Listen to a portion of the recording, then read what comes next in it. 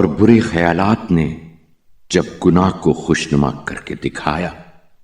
تو تیرے احکام میں کوتاہی کی۔ میں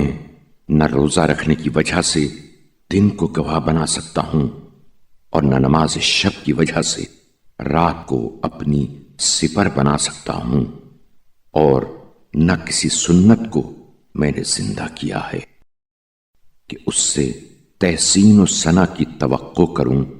سوائے تیرے واجبات کے کہ جو انہیں ضائع کرے وہ بہرحال ہلاک و تباہ ہوگا،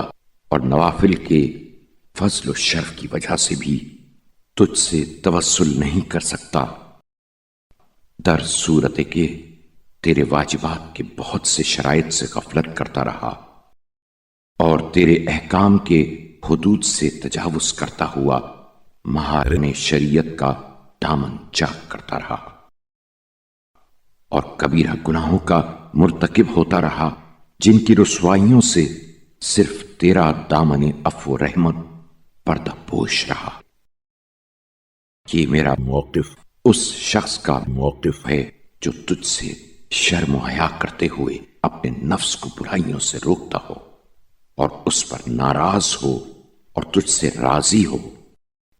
اور تیرے سامنے خوفزدہ دل، خمیدہ گردن اور گناہوں سے بوجھل پیٹھ کے ساتھ امید و بیم کی حالت میں ایستادہ ہو، اور تو ان سب سے زیادہ سزاوار ہے جن سے اس نے آس لگائی، اور ان سب سے زیادہ حقدار ہے جن سے وہ ہراساں و خائف ہوا۔ اے میرے پروردگار، جب یہی حالت میری ہے تو مجھے بھی وہ چیز مرحمت فرما جس کا میں امیدوار ہوں،